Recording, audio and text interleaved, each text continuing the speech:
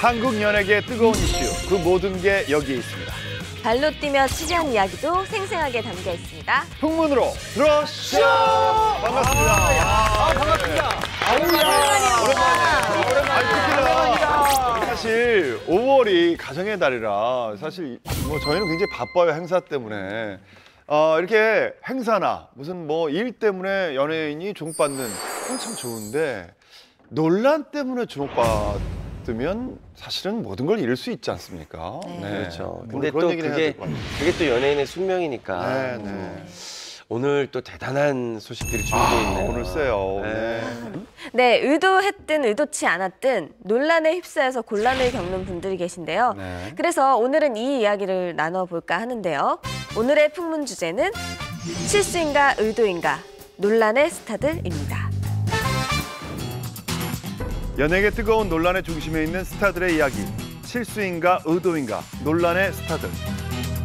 방송사고로 논란에 휩싸인 개그우먼 이영자. 촬영장에 나타나지 않은 이유는? 허위 기사로 구속된 개그맨 이재포. 법원 증거 빼돌려 거짓 기사 쓴 속사정은? 한류 스타 박유천. 결혼 발표했던 재벌 3세 황하나와 결국 결별. 그 진실은? 우길기로 논란에 휩싸인 스티븐 연. 사과문 속에 숨겨진 그의 속마음은? 풍문으로 들어오시오. 지금 시작합니다. 자, 개인적으로 저의 동료라 너무 안타까운 마음이 드는데요. 이 소식이.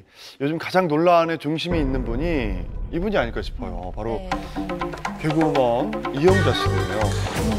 이 소식을 듣고 저도 이건 근데 이영자 씨가 잘못한 건 아니죠. 없는 것 같은데 이게 논란의 중심이 됐어요. 예, 이번 사건이 정말 더 안타까운 건 방금 말씀하셨다시피 이영자 씨가 잘못을 한 게 아닙니다. 네. 그런데 마치 이영자 씨가 이 뭔가 사건의 중심에 있는 것처럼 알려진 건데요. 우선 어떻게 된 일인지 사건부터 짚어보자면요. 그 최근 가장 인기를 많이 끌고 있었던 프로그램이죠. MBC 예능 프로그램 전지적 참견 시점에서 이영자 씨가 어묵을 먹는 장면이 개그 코드로 뉴스 속보처럼 나오게 된 거예요. 근데 여기까지는 참 좋았어요. 그런데 그 배경 화면이 우리가 정말 다 가슴이 아팠던 4년 전에 그 세월호 때 긴급 속보 장면을 넣었다는 거예요. 근데 이거를 공중파 방송에서 그것도 이런 예능 프로그램에서 한 번도 아닌 그 장면이 이제 한 2번 이렇게 겹쳐 있었잖아요. 그러니까 이건 도저히 뭐 실수나 무엇으로 해석하기는 너무나 어려운 상황이 됐다는 거죠. 사실은 그럼 제작진 중에 그 화면을 만들었던 그 담당자가 있을 거 아닙니까? 그 담당자의 의식 속에 이제 그런 것들이 있다라고 생각이 드는 건데 제작진들의 책임이 더 큰 거잖아요. 그렇죠. 네. 처음에 이제 이 프로그램 제작자, 이제 프로그램의 완전한 관계자라고 할 수 있는 분들의 입장이 조금 미흡한 부분이 있지 않았나 싶은데, 그러니까 블러 처리된 편집된 영상, 그 그림을 받았을 뿐이다. 그걸 뭐 제작하거나 이걸 만든 것이 아니라 받았고 미처 그 이후에 제대로 파악을 하지 못했다라고 얘기했는데, 그러니까 어떻게 보면 제작사한테 이것을 편집한 사람한테 떠넘기는 듯한, 책임을 떠넘기는 듯한 느낌이 들었어요. 왜냐하면 어쨌든 간에 책임자는 본사고, 그리고 그것을 나중에 이제 종편 뭐 시사한다고 하죠. 그걸 봤던 사람이 분명히 책임자가 따로 있는데 그게 아니라 우리는 이 그림을 받았을 뿐이다라고 이야기하는 건 결국 책임 회피가 아니냐라고 해서 많이 또 공분을 샀었죠. 결국 이번 논란의 포인트는 방송사의 말처럼 세월호 영상이 실수로 들어간 건지 의도된 편집인 건지에 대한 거라고 할 수 있는데요. 어떻게 생각하십니까, 우리 정영 편집장님? 네. 저는 의도된 편집이 아닐 가능성이 높다고 봐요. 네. 왜냐하면 아니다. 이 의도를 통해서 얻을 수 있는 게 전혀 없어요. 네. 그리고 잃을 거는 너무나 커요. 지금 이제 많이 잃고 있죠, 이미. 그 예전에 예를 들면 S본부에서도 뉴스 화면에 그쵸. 일간 베스트에서 만든 화면이 나간 적이 3번인가 있었어요. 근데 그거는 그 일간 베스트임을 이제 교묘하게 숨겨서 보통은 알아볼 수 없게 만든단 말이에요. 근데 이 건과는 그러니까 별개라는 거지. 이 건과는 완전히 성격이 달라요. 이거는 누가 봐도 명확하게 세월호 희생자들을 조롱하는 의미의 화면을 쓴 것 밖에 안 돼요, 이거는. 그렇죠. 이건 그냥 뭐 약간 숨겨서 우리 일간 베스트 무슨 인증 이런 거 하자 이런 것과는 차원이 다른 문제란 말이에요. 그러니까 이것을 만약에 의도하고 했다면 본인이 회사에서 퇴출되는 건 물론 이려니와 회사로부터 어마어마한 민형사상 손해배상 청구를 받을 거예요. 그 위험을 감수하고도 이걸 했다는 건 저는 사실상 좀 불가능하다고 보고 어묵이라는 주제로 이제 뉴스 화면을 구성해야 되잖아요. 네. 속보 화면을.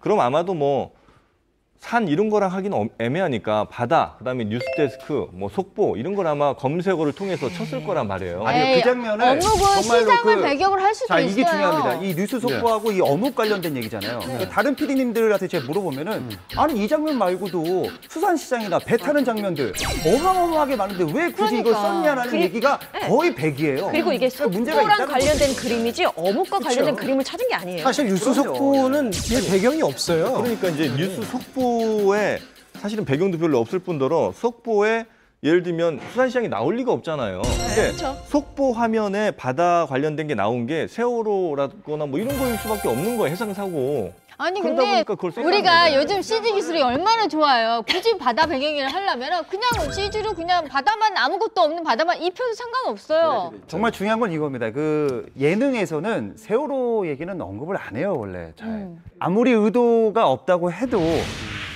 좀 이해가 안 되는 부분이 굉장히 많습니다. 제가 한번 좀 하나씩 좀 짚어드릴 텐데 누리꾼들의 이제 글을 모아서 제가 한번 종합해 본 건데 첫 번째 이제 구글에만 뉴스데스크만 쳐도 그 이미지에 해당하는 그 속보들이 굉장히 많이 나와요. 그럼요. 그것만 써도 될 거 아니에요. 뉴스 속보 자료 화면이 엄청 엄청 나와요. 많다. 저도 직접 쳐봤다니까요. 그래서 근데 과연 어떤 굳이 사진이 나오는지. 세월호의 화면을 블러 처리하면서 CG까지 입히는 거 하나. 또 하나, 일부러 또 90도로 기울어진 세월호를 또 그 장면을 쓴 거예요.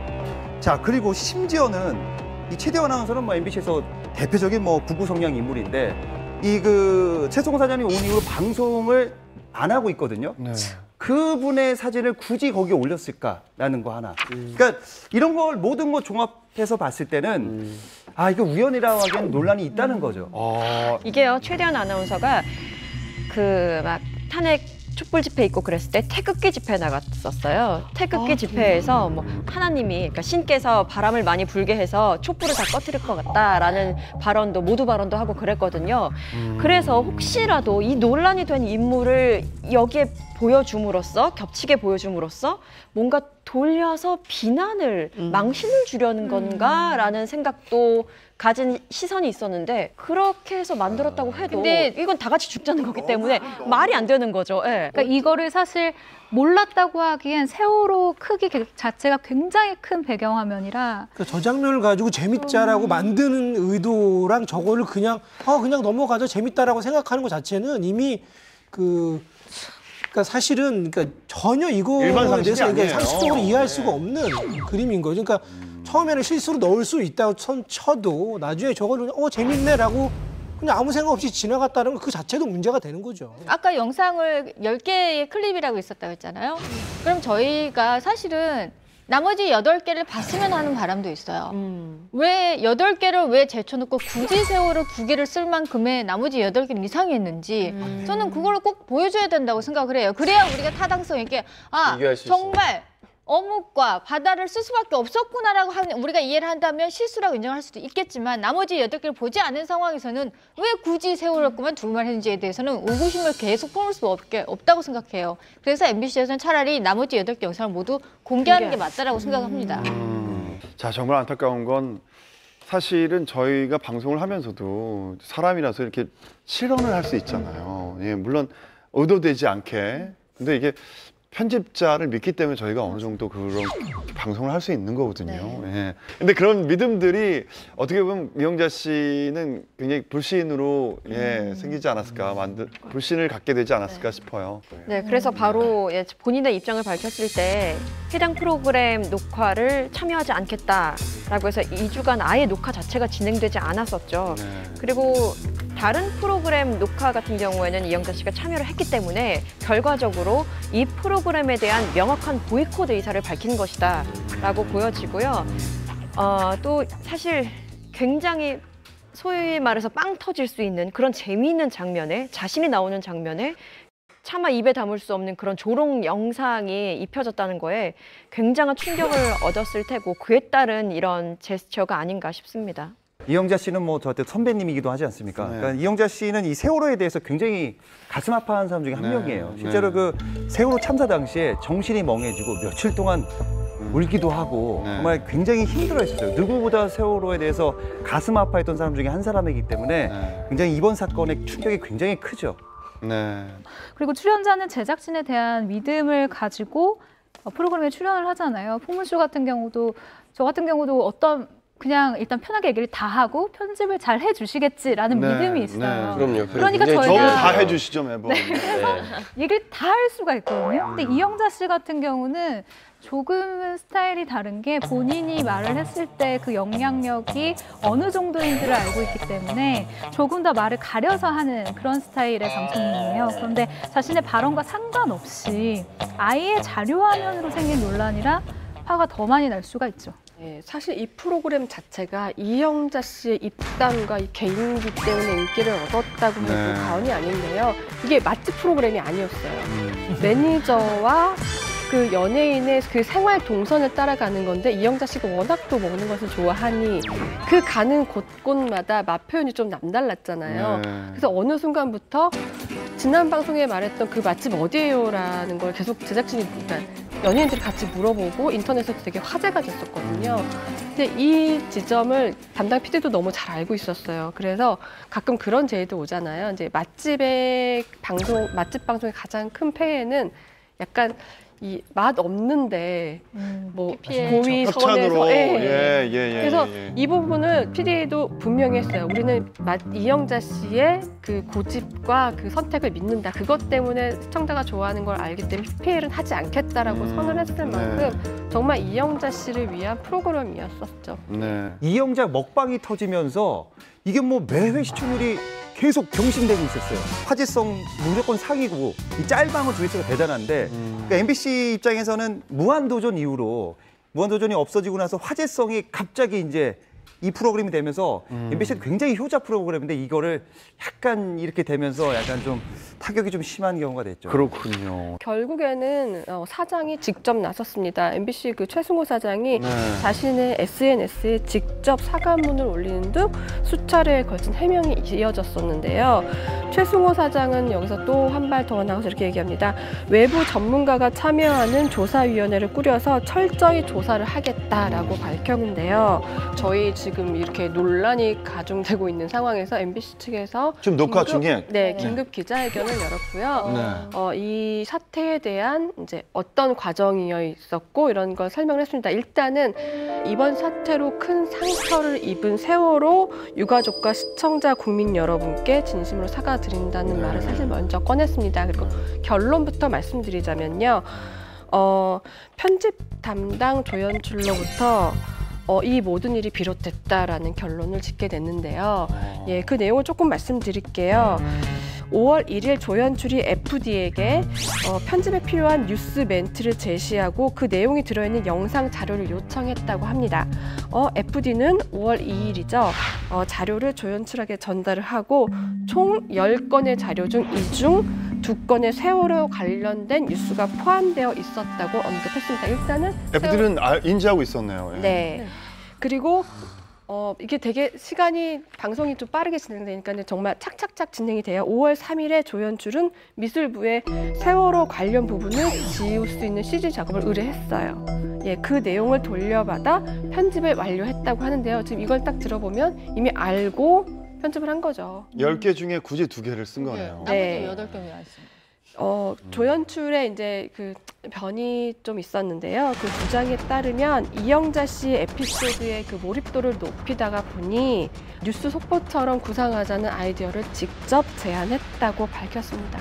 그냥 극적인 효과를 주기 위해서 속보 같은 느낌의 뉴스를 전하는 것처럼 이렇게 효과를 주기 위해서 만들었는데 그걸 본인이 아이디어 냈네요. 네, 그 그림이 하필 근데 이제 MBC 이제 조사 결과를 들으려고 네. 세월호의 그 예은 아빠죠 유경근 씨가 이제 그 자리에 참석했는데 네. 이때 들었던 얘기는 결국 잘못한 사람은 없다라는 대답을 들었대요. 그러니까 MBC 측에서는 연출과 조연출 등은 정상화 사업에 적극 참여했던 분들이고 평판도 나쁘지 않기 때문에 그런 일을 할 사람이 아니다. 그리고 MBC 안에 일배 성향의 직원이 있다고 하는데 전혀 없다라고 이때 MBC 측에서 얘기했다고 합니다. 모든 뭐 MBC 직원을 다 뭐 사상 검증하듯이 할 수는 없었겠습니다만 적어도 이 프로그램 관련된 이 사건과 관련된 사람들은 조사를 했다는 거죠. 네. 그랬는데 이들은 뭐 그 일간 베스트 회원들이 갖고 있는 그런 생각과는 이제 전혀 다른 사람들이라는 그 조사 결과인 거고, 다만 그걸 이제 알았냐 몰랐냐 이 부분에서는 아마 알았던 정황들이, 그러니까 세월호 화면이라는 걸 알았던 정황이 일부 좀 나왔던 것 같아서, 그러니까 이건 뭐 그 맨 처음 제작했던 사람부터 그 프로그램을 총 책임하는 사람들까지 전부 다 아마 이번 처벌을 면하기는 좀 어려운 그런 상황인 것 같습니다. 이 부분을 이 조연출이란 분이 의도하지 않은 걸로 발표가 된 거잖아요. 예. 그럼 어떻게 이해를 할 수 있냐면요. 사실은 이런 예능 프로그램 한 편을 찍어서 시청자들한테까지 보여지기까지 시간이 굉장히 촉박합니다, 사실. 맞아요. 그리고 예. 자료는 방대해요. 맞아요. 필름 자료는 너무 방대해서 이걸 편집하려면 밤을 새고 지금 일을 하고 있거든요, 이분들이. 특히나 전지적 작가 시점이 요즘에 굉장히 인기가 많아서 방송 분량들도 굉장히 많을 거예요. 이 녹화 분량이. 밤샘 작업을 한다는 얘기거든요, 저 정도면. 그래서 굉장히 미처 그냥 생각 못하고 그냥 아무 생각 없이 하실 수 있다. 지금 발표대로 하면 네네네. 그냥 생각 없이 그야말로 이게 무지했다. 그야말로 무지하게 했다라는 걸로밖에 우리가 이해하려면 그거밖에 되는 게 없어요. 근데 조사 결과가 분명히 아까 여러 명을 다 하셨다고 했잖아요. 근데 조연출 얘기만 있을 뿐이지 나머지 검수를 했던 저 연출이나 그 위에 다른 분들에 대한 얘기는 없어요. 그 사람들은 그냥 아무 생각 없이 봤다는 얘기잖아요. 왠지 누군가 하나에게 잘못을 몰아준 것 같은 느낌이 들어서 시원하진 않네요. 이게 왜냐면 이게 아까 말씀드렸듯이 시사의 단계를 많이 거치거든요. 그러니까 조사는 많이 하신 것 같은데 총 굉장히 떼매는 깔끔하고 우리가 그럴 수 있어라고 수긍할 만한 결과는 좀 아닌 것 같아서 좀 네. 약간 찜찜해요. 그리고 약간 클립을 모으는 사람들 대부분의, 물론 방송사들마다 조금씩 다를 수는 있겠습니다만 그림을 모으는 작업은요, 그 팀에서 가장 막내가 하는 일이에요. 맞아요. 가장 막내가 그림 지금 클립 몇 개 올렸습니다라고 올리는 거거든요.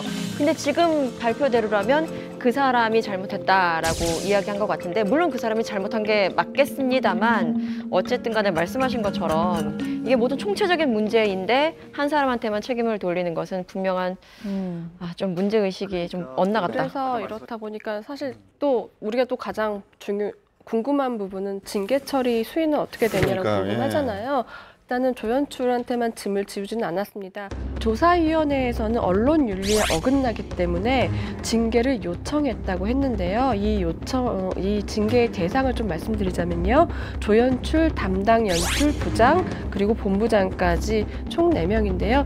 일단 징계 요청 과정이라서 어떻게 될지는 조금 더 지켜봐야 할 것 같아요. 그렇군요. 요청만이죠. 저도 같은 방송하는 사람으로서 좀 사람이 하는 일이기 때문에 실수를 할 수 있다고 생각해요. 그런데 그 실수도 어느 정도의 그 사람들이 허용할 수 있는 범위가 있는데 참 책임질 수밖에 없는 정말 실수를 하셨다라는 생각이 드네요. 이 조사 발표만 가지고 보자면. 네. 이게 MBC가 파업 사태 이후에 꽤 이제 정상화를 위해서 여러 노력들을 하고 있잖아요. 네, 네. 그 과정에서 뭐 인적 구성도 상당히 좀 많이 바뀌고 있고 프로그램도 꽤 많이 바뀌었는데 네.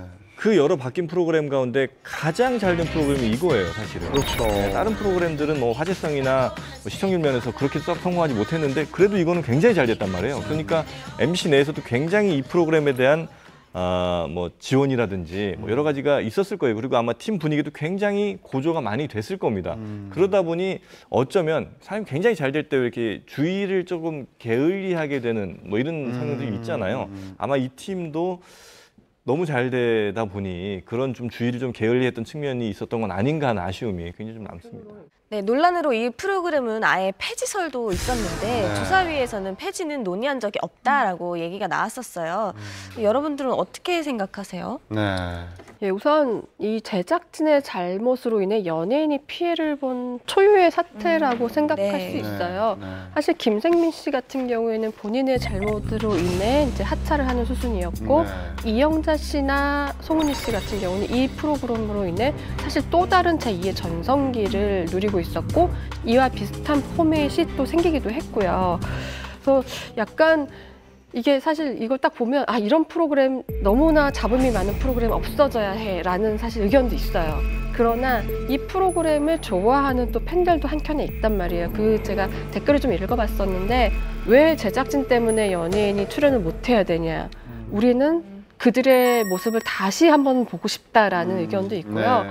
뭔가 이걸로 인해 아예 폐지된다는 거는 너무나 많은 사람들한테 또 다른 2차 피해도 준다고 생각하거든요. 네, 네. 약간 좀 무리가 있지 않나 싶습니다. 네. 저는 좀 생각이 좀 다른데요. 네. 일단 이 몫은 뭐 시청자가 결정을 하겠죠. 근데 그래도 이영자 씨가 또 이 프로그램을 하차한다, 하차하지 않는다 이런 얘기가 좀 오가고 있는 뭐 풍문이 들리고 있는데 이것도 좀 주목해야 될 그게 핵심이에요. 그러니까 이영자 씨가 가냐 안 가냐가 이 프로그램이 폐지가 되냐 안 되냐거든요. 만약에 이영자 씨가 가면 프로그램 폐지를 안 할 가능성이 높죠. 왜냐하면 MBC에서 가장 지금 괜찮은 프로그램, 괜찮은 예능 프로그램으로 자리 잡고 있는데 이영자 씨가 같이 함께만 해준다면 당연히 같이 가고 싶은 거고.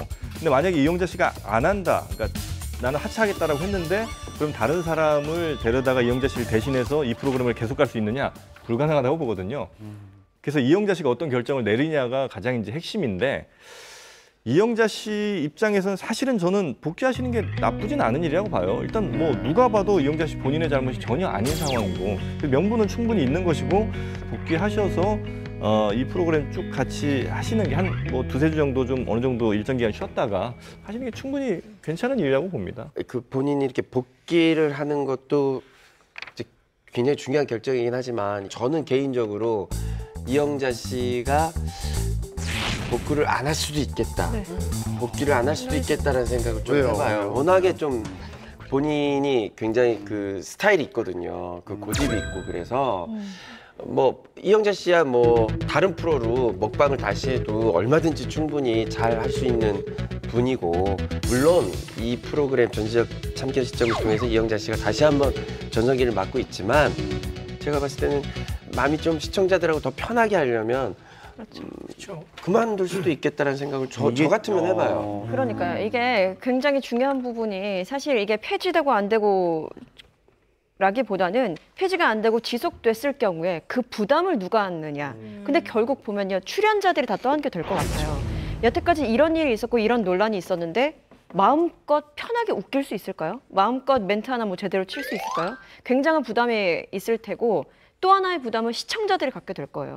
분명히 이 프로그램을 사랑하던 사람들도 보면서 아 과거에 이런 논란이 있었지라는 잔상을 언제쯤 지울 수 있을까? 왜냐하면 굉장히 큰 일이기 때문에.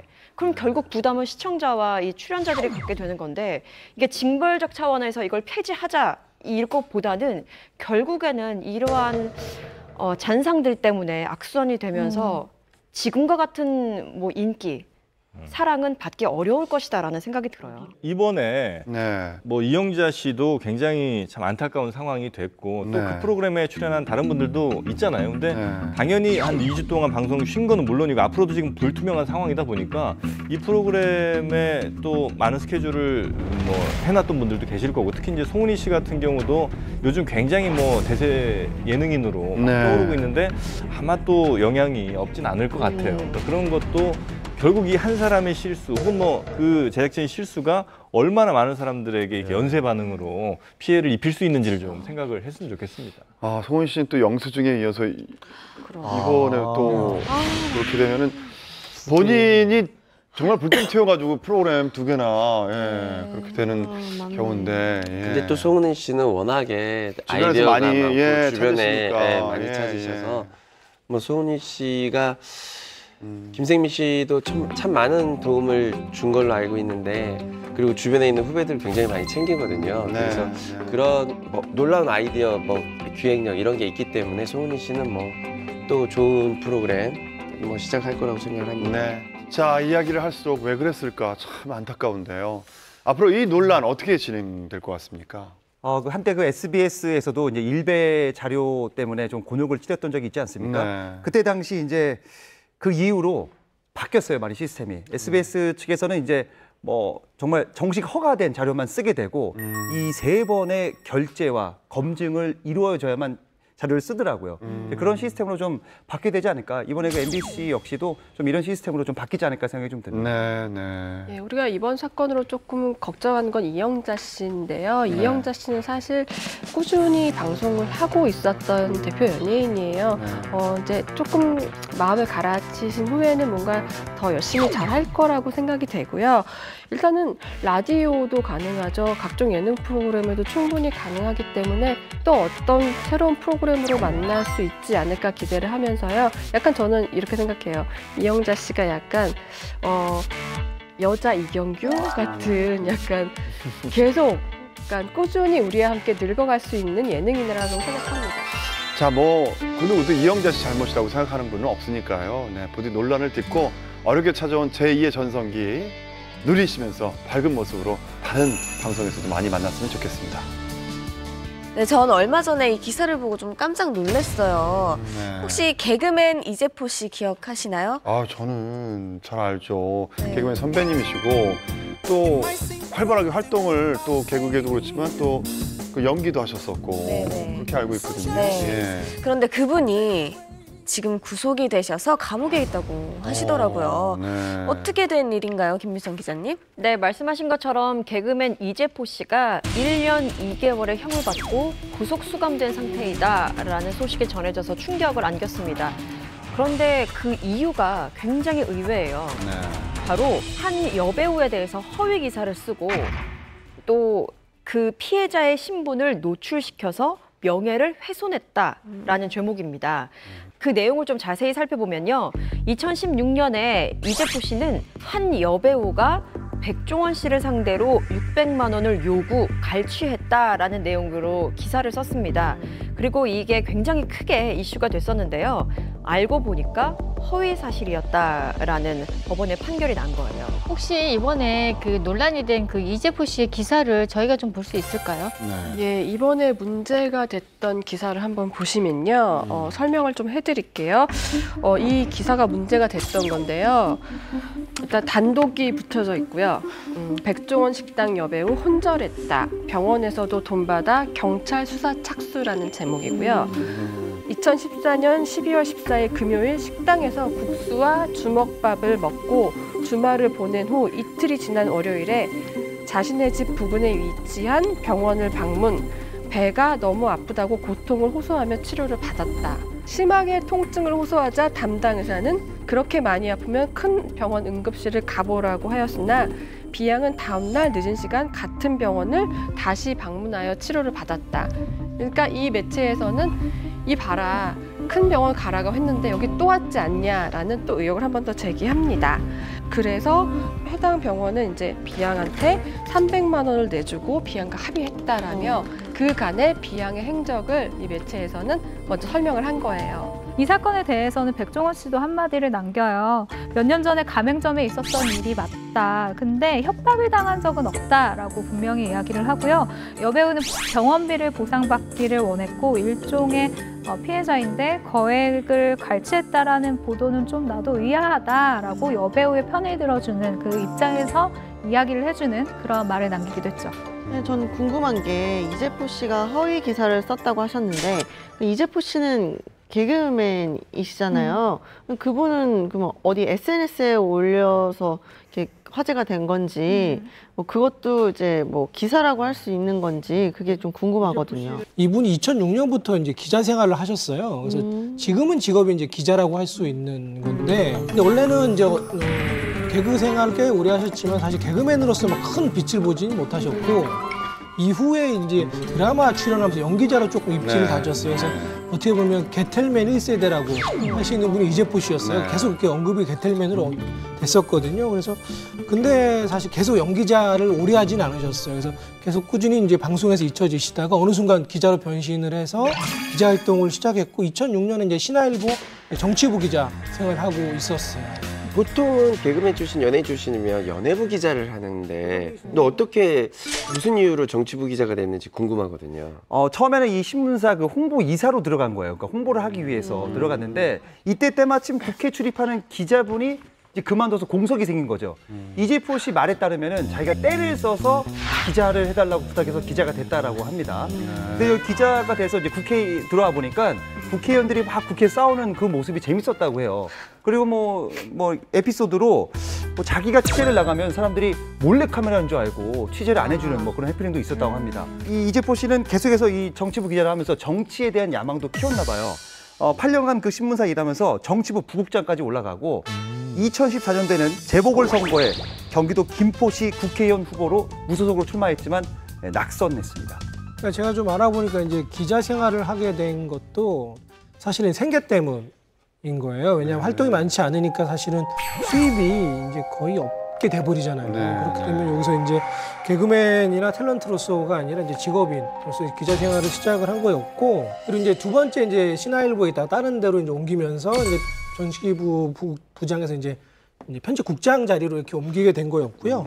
거기서 이제 기사를 쓴 게 문제가 돼서 지금 이제 발달이 된 겁니다. 그래서 여기서 아무래도 기자들도 그렇거든요. 회사에서 다른 회사를 이직을 한번 하면 본인이 가지고 있던 거나 다른 건 해가지고 조금 단독이나 특종을 좀 써야 한다 이런 부담이 좀 있어요. 왜냐면 내가 새로 이직을 했으니까 뭔가 좀 성과를 보여줘야 되고 나는 원래 좀 더 이 업계에서 좀 뭐가 있다 이런 걸 좀 보여줄 필요가 좀 있거든요. 특종을 하나. 네. 그렇죠. 약간 그런 개념으로 이 기사를 조금 썼던 것 같아요. 그래서 그 당시에는 되게 이슈가 많이 됐고 되게 이슈가 많이 돼서 사실은 이 옮긴 곳이 온라인 신문사 큰 신문사가 아닌데도 당시 방송도 나오고 뭐 우리나라 주요 종합지에도 나오고 온라인에도 똑같이 막 다 도배가 될 정도로 되게 이제 이 기사를 많이 받아서 썼죠. 그래서 그 당시에는 이 기사가 나가고 나서 이재포 씨가 되게 좀 칭찬도 받고 입지가 좀 기자로서 좀 탄탄한 이런 좀 그런 상황에 있었던 거였죠. 이 당시에는. 이 기사가 왜 문제가 됐냐면요.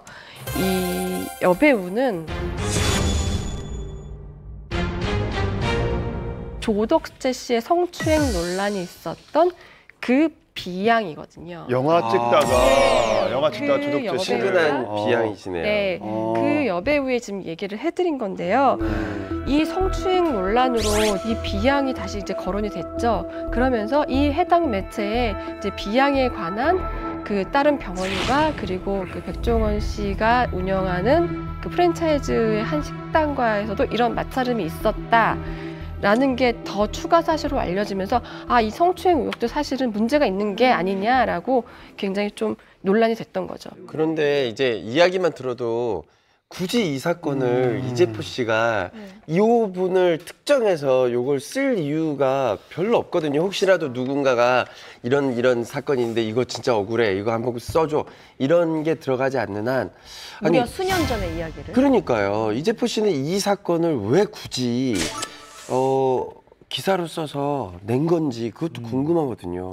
이게 되게 중요한 시점이었어요. 왜냐하면 이게 조덕재 씨랑 이 여배우 간의 이제 쌍방 간의 공방이 계속 이어지고 있는 와중이었거든요. 그래서 어떻게 보면 법정 싸움도 중요했지만 양쪽에서 여론 싸움도 되게 있었어요. 계속 기자회견도 하고 맞다 아니다 계속 이제 공방을 하고 있는 와중에 이 여배우가 예전에 이런 일이 있었고 이렇게 있었다라고 되면 여배우에 대한 이제 주장이 신뢰를 잃을 수 있는 심각한 영향을 줄 수 있잖아요. 그래서 일부에서 그래서 조덕재 씨랑 이재포 씨가 친구 사이고 그래서 이 기사를 일부러 조덕재 씨를 조금 도와주기 위해서 또는 사주를 받아서 쓴 거 아니냐 이런 주장들이 좀 있었어요. 근데 조덕재 씨가 이런 이제 관련돼서 이제 소송 과정 중에 소송 이제 내용에 여러 가지 증거를 많이 내잖아요. 이런 것들 중에 이런 내용이 좀 있었나 봐요. 여자분과 관련돼서. 근데 그런 게 이제 소문이 나서 흘러 들어나가면서 그 직접 받은 게 정보를 아니라. 나중에 듣고 이제 식당 쪽을 취재를 해가지고선 이 기사를 작성한 걸로 나왔더라고요. 그러니까 이제 그게 정확하게 조덕재 씨가 이재포 씨에게 이런 사건 한번 취재해 보세요라고 소스를 흘려서 이분이 취재를 한 건지 아니면 그냥 이런저런 얘기를 나누다가 그냥 그런 비슷한 얘기가 좀 나와서 거기에 아이디어를 얻고 취재를 시작한 건지 사실 아직 그 부분까지는 정확하게 밝혀지진 않았어요. 법정에서도. 저희 제작진이 이 사건의 판결문을 입수해서 왔기 때문에 그 내용을 좀 발췌해서 말씀을 드릴게요. 이런 내용이 있습니다. 양형의 이유 중에서 더욱이 피해자는, 그러니까 여배우 B 씨는 위 피고인들의, 그러니까 이재포 씨와 그 외 분들의 지인과의 성범죄에 대한 진실 공방 중에 이 사건으로 인하여 가중된 피해를 입게 되었다. 라고 되어 있거든요. 그러니까 이 내용이 뭐냐면 사실 조덕재 씨와 그 여배우 B 씨와의 그 성범죄 관련, 성추행 관련한 재판에서 서로 상반된 입장을 취하고 있었단 말이에요. 뚜렷한 증거라기보다는 계속 주장만이 난무하고 있는 상태에서 그럼 가장 중요한 것이 뭐냐고 봤을 때 진술의 일관성이겠죠. 그런데 진술의 일관성이 있으려면 이 사람에 대한 신뢰가 중요한데 이 신뢰에 흠집이 나는 기사였다는 거죠. 그래서 조덕재 씨에게 결국 유리하게 적용이 된 부분이기 때문에 이 기사로 인해서 또 다른 내용의 성범죄 그 관련 재판에서 좀 가중된 피해를 입게 됐다라고 이 재판에서 판결을 내린 겁니다. 그래서 제가 직접 조덕재 씨한테 통화를 해서 한번 여쭤봤어요. 근데 우선은 두 분이 친분은 있어요. 왜냐하면 같이 영화 촬영을 했던 작업이 있어서 불가한데 깊은 사이는 아니고 한 5, 6년 정도 됐다고 하시더라고요. 그래서 가끔 안부를 묻고 하는 이 정도의 이제 그냥 친분이었긴 했는데 본인이 이거에 대해서 직접 먼저 얘기를 한 적은 없다고 하시더라고요. 그래서 사실 그 명예훼손이라는 거 이건 연예인들한테도 굉장히 익숙한 단어긴 하거든요.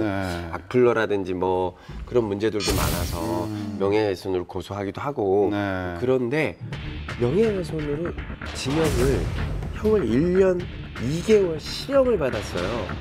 이거는 조금 과하기도 하다라는 느낌이 좀 들거든요. 근데 이게 이렇게 중한 범죄였어요. 명예훼손죄는 사실 가볍진 않은 죄예요. 왜냐하면 이 명예훼손을 통해서 뭐 누군가의 사회적 평가를 아주 현저하게 떨어뜨린다거나 이런 거에 대해서 피해를 분명히 이제 복구해야 될 필요가 있기 때문에 그래서 이 형법 307조에서 이 명예훼손죄를 규정하고 있는데 그러니까 사실과 사실이 아닌 것에 의한 명예훼손이 두 개 다 있어요. 그러니까 설령 사실이라 하더라도 그 사람의 뭐 품성이나 더킹, 명성 이런 것을 심각하게 훼손을 했다면 그것은 2년 이하의 징역이나 금고 혹은 뭐 500만 원 이하의 벌금에 처할 수 있고요. 사실이 아닌 것을 악의적으로 이렇게 명예훼손을 했을 경우에는 5년, 징역 최대 5년까지 가능하고 뭐 벌금이 한 1,000만 원까지 가능한 거니까 다른 범죄와 비교해서 봤을 때도 결코 가벼운 죄는 아니라고 할 수 있죠.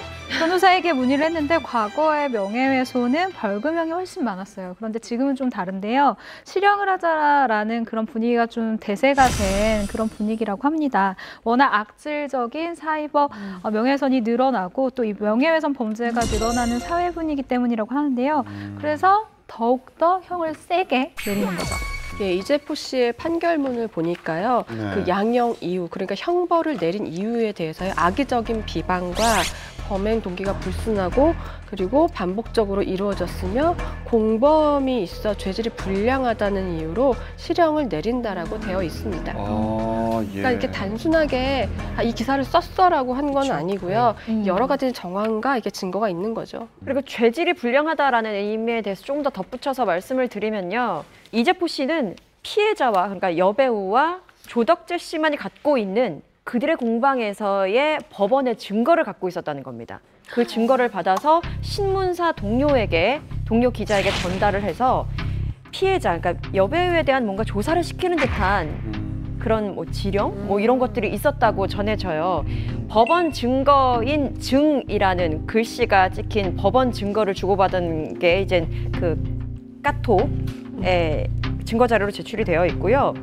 보면요, 무식한 놈들 야금야금 죽이자고요 라면서 일면식도 없는 피해자에 대한 악의적인 감정을 그대로 드러냈죠. 그러면서 기사를 쓴 것이기 때문에 법원은 이 부분에 대해서 좀 죄질이 불량하다라고 판단을 한 것으로 보입니다. 진짜 그 저널리스트의 기본 원칙은 중립적이어야 되고 또 사실을 입각해서 써야 되는데 기사를 딱 봤을 때 누구라도 오해를 할 만큼 쓰신 거 정말 큰 잘못이라 생각하고 저희 보면 야금야금 죽이자고 그러니까 조금씩 계속 지속적으로 뭔가 하자는 말이 딱 되니까 좀 저런 게 좀 안타깝네요. 왜 저런 생각을 하셨는지. 전 언론도 이제 꽤 권력이라고 보거든요. 근데 언론에 그렇게 권력을 준 것은 그 권력 힘을 이용해서 이 사회의 잘못된 부분을 좀 고쳐 나가고 정말 나쁜 방법으로 힘을 쓰는 사람들을 좀 견제하자. 견제하자 이런 의미로 이제 언론에게 권력을 이른바 좀 준 것인데 그 권력을 아주 개인적인 목적과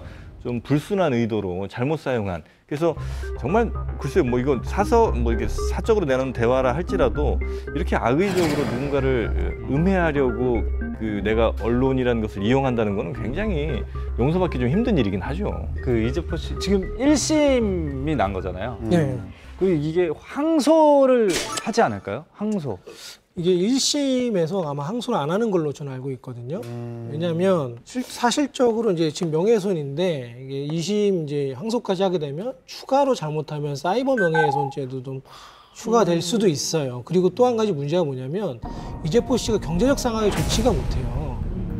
그래서 1심 때도 변호사를 국선 변호사를 썼어요. 그러니까 나중에 이제 국선 변호사를 하다가 나중에 이제 사설 변호사를 이제 쓰긴 했지만 2심을 진행하면서도 또 변호사를 대동해서 하는 것 자체도 사실 보통 일이 아니거든요. 그러니까 그런 부분에서도 좀 포기를 하지 않은 건가. 잘못하면 이게 징역이 더 늘어나서 최대 한 7년까지 갈 수도 있거든요. 그러니까 이게 지금 상황에선 항소를 안 하는 게 더 나은 선택일 수도 있는 거죠. 지금 뭐 사실은 온라인 언론사가 엄청 많잖아요. 그리고 사실 검증받지 않은 기사를 많이 쏟아내고 있어서 문제가 되기도 했었고 어떻게 보면 굉장히 환기가 될 것 같은데 여러분들 생각 어떠세요? 언론인으로서. 예. 너무 작은 매체들이 너무 많아서 가끔 명함을 받는데 한 번도 들어보지도 못한 매체인데. 지난번에 저 이렇게 뭐지? 난소 종양 수술에 대해서 얘기했는데 그게 기사가 엄청 나간 건 좋아요. 전화 왔어요? 근데 기자들이. 신체 훼손 막 이런 식으로 말을 막 바꿔갖고 하니까 사람들이 걱정이 됐는지 막 또 전화 오는 거예요. 그래서 아니 뭐 훼손이 아니라 좀 그렇게 됐다라고 설명. 그게 오히려 더 힘들어. 내가 괜히 방송에서 괜히 얘기했다 싶은 거야 이제는. 그러니까 제발 아니 방송을 안 볼 거면 아예 쓰지를 말았으면 좋겠어요. 아니면 하다 못해 그거를 좀 돌려서 보든가 해야지. 남이 쓴 기사를 와서 이걸 그대로 복사하기 좀 그렇고 그러니까 여기를 조금 바꿔야지. 신체 훼손 그러니까 진짜 기분이 나쁘더라고요. 뭐가 이슈가 있을 때마다 옛날에 굉장히 자극적인 거를 끄집어서 하시는 분들이 있는데 그게 맞아요. 저는 너무 싫더라고요. 근데 그것보다 더 센 것도 있어요. 예를 들면 포털 사이트에 들어가는 사이트가 아니라 뭐 예를 들면은 뭐 페이스땡 아니면은 뭐 인스타땡 뭐 이런 식으로 거기에 잠시 걸리는 기사들 있잖아요. 근데 네. 거기는 정말 이건 제가 연예부 기자인데도 정말 듣도 보도 못한 열애설이라던가 정말 이게 아예 말이 안 되는 캐스팅을 그냥 적어 놓는 거예요. 근데 심지어 그 사이트에 들어가서 그 주소지로 어떤 소속사가 찾아간 거예요. 이 무슨 도대체 뭐 이런 기사를 쓸 수가 있냐. 근데 갔더니 그냥 빈 사무실이었고 심지어 기자가 거의 없는, 그러니까 실제로 그 바이라인에 나와 있는 그 이름의 기자가 존재하지 않는 그런 경우도 거기에 뭘 있었어요. 구독자 수나 뭐 그런 걸 늘려서 수익을 늘리려고 하는 거죠. 그렇죠. 그리고 여기가 자극적인 무언가 기사가 자꾸 나간다라는 게 소문이 나니까 거기에 광고를 다는 거예요.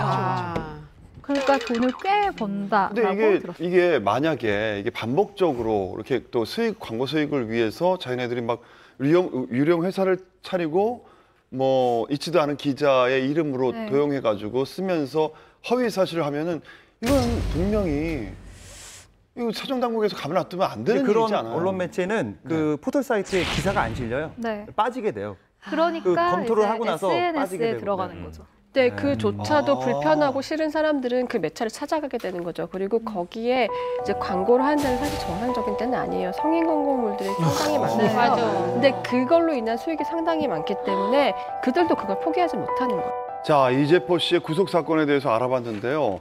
혹시나 여러분들 중에 명예훼손을 당한 적이 있으세요? 제가 그 명예훼손을 한 50억 상당 당해봤습니다. 예. 50억? 네. 제가 그 이제 신인 시절에 이제 공연하기 전에 이제 사전 MC죠. 바람을 잡잖아요. 네네. 이제 그때 이제 올라가서 이런 멘트를 했었어요. 휴대전화는 꺼주세요. 그때 당시 이제 뭐 011, 017, 018 이런 세대예요. 네네. 이때 내가 꺼주시고 고 땡땡땡 번호는 끄지 마세요. 어차피 안 터지니까. 이렇게 이제 웃기려고 한 거였어요. 행사에서. 어머, 이게 방송할 때 이제. 근데 때마침 그 회사의 간부님이 거기 앉아 계신 거예요. 이렇게 분들이 굉장히 불쾌하시더니 다음날 회사를 통해서 명예훼손으로 저희가 50억을 할 거다라고 얘기하더라고요. 어머, 어머. 가갖고 제가 엄청 빌고 죄송하다고 아무 뜻 없었다고 해서 결국 합의한 게 이렇게 합의했어요. 이렇게 하면은 명예훼손 취소해주겠다. 땡땡땡 번호는 유독 써주셔야 됩니다. 너무 잘 터지니까요. 요 멘트 때문에 겨우에 명예훼손 취소되고 그쪽 회사에 행사를 많이 해주고 개그표 티켓을 주고 이렇게 마무리가 됐죠. 저도 G드래곤 성대모사 했다가 한번 팬분들이 팬분들한테 되게 옛날에 근데 되게 옛날에 막 뭐 했어요? 기왕에 말 꺼낸 거 한번 해봐요. 그러니까 요즘에는 막 별게 없는데 죄송한데 9년 전인가 막 그랬어요. 예, 이번에 잘해야지 안 그러면 실형 살아요. 제대로 해야 요즘은 인정 아직도 기억나는 게 뭐였냐면 예. G드래곤 씨가 소녀시대의 G를 부른 걸 해보겠습니다. 그래서 재밌을 것 같은데? 괜찮을 것 같은데? 다시는 하지 말라고 엄청 이제 해봐, 여기 해봐. 왔었죠. 뭐라고? 해봐.